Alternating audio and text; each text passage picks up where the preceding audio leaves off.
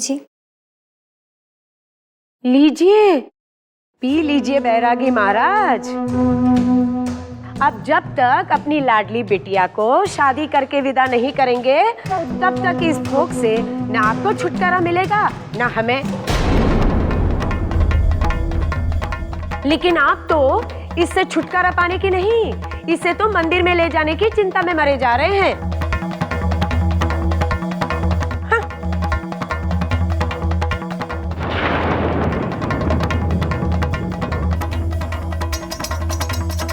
जब तक वो मनहूस इस घर में विराजमान है, तब तक बहू बेटे इस घर में कदम नहीं रखने वाले हैं। समधी जी जिस लड़के के बारे में बता रहे थे, उससे रिश्ता पक्का करके हटाइए गंगा को यहाँ से। ऐसा रिश्ता कहाँ मिलेगा? बिना दान दहेज के कौन लेकर जाएगा उस शाप को विदा करके? महारानी जी, बर्तन मांज लिए हो तो और भी काम है यहाँ।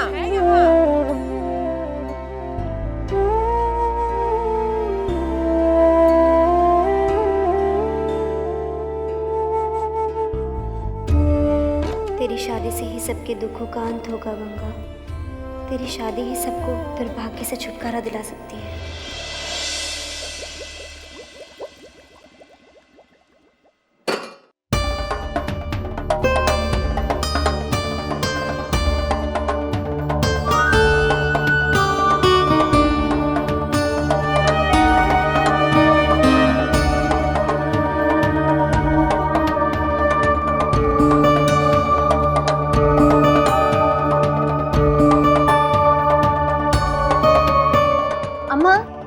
दाल बन गई है ना, लाओ बाबूजी को खाना दे दो। देखने से लग रहा कितनी कमजोरी महसूस कर रहे हैं, खाकर जल्दी सो जाएंगे। अम्मा सब्जी कौन सी बनाई है? सब्जी नहीं बनेगी आज। अम्मा बाबूजी का कितना खून बहा है, फल दूध तो मिलने से रहा, अगर सब्जी भी नहीं मिलेगी तो उनका खून कैसे बनेगा? उनकी तबीयत कैसे सुधरेगी? कम से कम एक सब्जी तो बना देती। एक क्यों, 2 सब्जी बना देंगे, 56 भोग तैयार कर देंगे। अरे भगवान से मना कि छप्पड़ फाड़ के दे दे। हाँ, बात करती है, घर में नहीं है खुद ही खाएंगे पुलाव। घर का हाल तुझे पता नहीं है कैसे चल रहा है सब। बाप का काम धंधा तो बंद हो गया है। कार्तिक ने भी गिनकर पैसे दिए थे, अब उसे आगे एक कौड़ी की भी उम्मीद नहीं है। ये बचे कुचे पैसे एक दिन में खर्च कर देंगे तो कल क्या करेगी? टप्पर गाएगी? एक दिन मालपुआ खाकर बाकी दिन भूखे सोने से तो अच्छा है 4 दिन रूखा सूखा खाओ। बोल दे बूढ़ों से सब्जी नहीं मिलेगी। सूखी रोटी खाने में कष्ट हो तो पानी से निगल ले। अम्मा चुप हो जाओ। क्या चुप हो जाओ? बड़ी आई है बाप को सब्जी खिलाने वाली।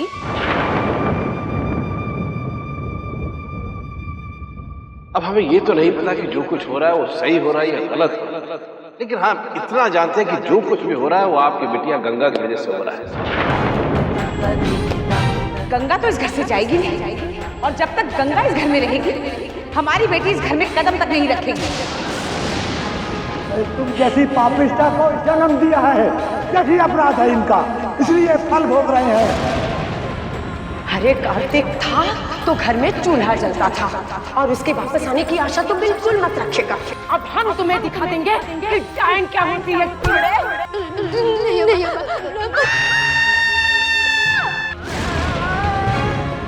जब तक वो मनहूस इस घर में विराजमान है, तब तक बहू बेटे इस घर में कदम नहीं रखने वाले हैं। जल्द से जल्द गंगा बिटिया के हाथ मिलेगा, सारी समस्या अपने आप हल हो जाएगी। हमारी नजर में एक नेक लड़का है, वो गंगा को इसी हाल में अपना लेगा, उससे ब्याह की बात, और ऊपर से नहीं करेगा, दहेज भी नहीं लेगा, वो गंगा को इसी हाल में अपना लेगा, ब्याह का खर्चा भी नहीं लगेगा।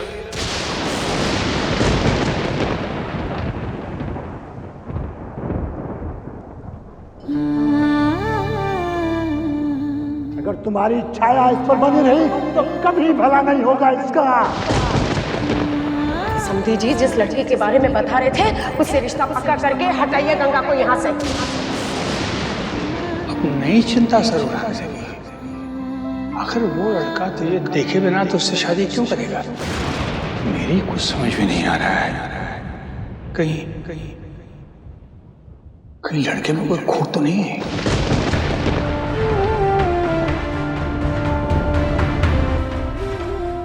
नहीं बाबूजी, जोड़ी तो भगवान बनाते हैं। अगर उन्होंने हमारे लिए ऐसे लड़के को चुना है जिसमें दोष है, तो हम चाहकर भी अपना भाग्य नहीं बदल सकते। लेकिन परिवार को टूटने से बचाने के लिए और सबके दुखों को मिटाने के लिए हमें शादी करनी ही होगी।